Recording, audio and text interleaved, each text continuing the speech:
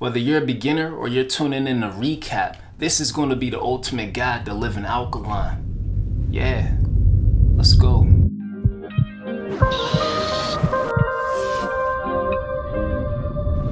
Peace, you're now rocking with B from BTHYSELF. I'd like to welcome you back to the channel, and if you're new, thank you for tuning in. The ultimate guide to living alkaline. I wanted to piece this together for those who don't necessarily know where to start, or they don't feel that they have enough tools to help them remain successful on a journey. Before you start, it's very important to find your why, your cause or belief. Why have you chosen to live this way? Figure your why out. It would definitely be the backbone and standing legs to help you push through the journey during those tough times. I feel it's important to know who Dr. Sebi is. He is a pathologist, an herbalist, a naturalist, and a biochemist. He has studied and observed herbs in America, Latin America, Africa, and the Caribbean. He developed a unique approach to healing with herbs and had 30 years of practical experience under his belt. I could go on about who Dr. Sebi is, but I feel it would be most logical if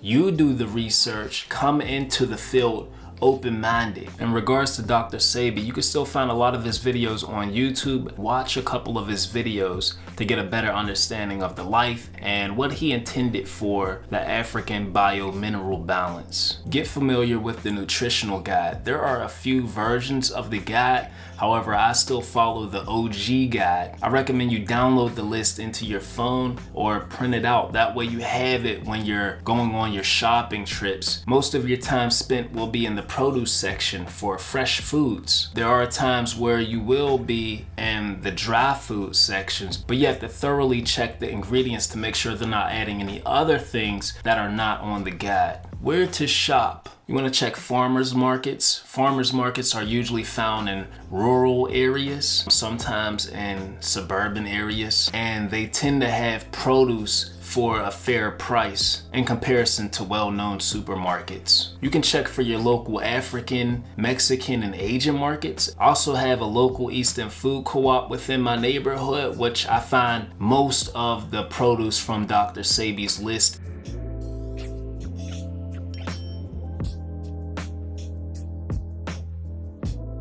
Even the rare finds pop up sometimes, such as the key limes. I make sure not to count out Whole Foods because Whole Foods tends to have good quality tamarind, and I love tamarind so much. I'm sure you all know that by now.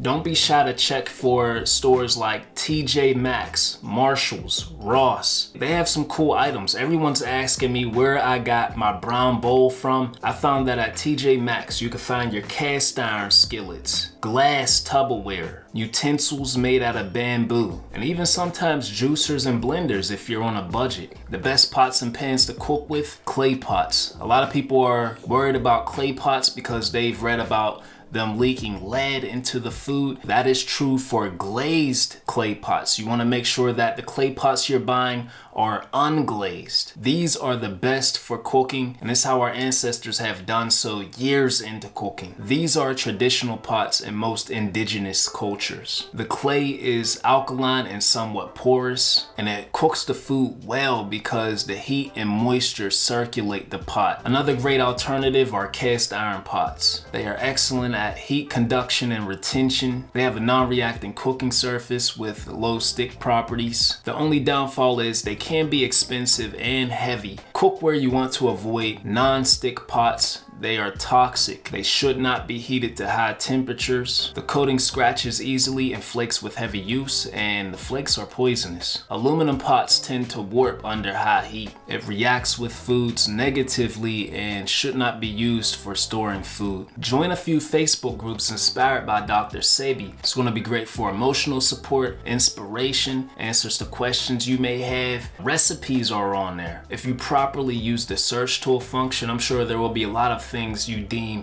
as helpful. A few groups I would recommend: Dr. Sebi Information, UK and Europe, Dr. Sebi Electric Alkaline Living. When you're joining these groups, keep in mind This is for the promotion of Dr. Sebi and his methodology. So don't go in there like, it's okay to eat broccoli. I love turmeric. I use it in my juice. Why is broccoli not approved? It should be approved. Garlic saved my mom's life. It lowered her blood pressure.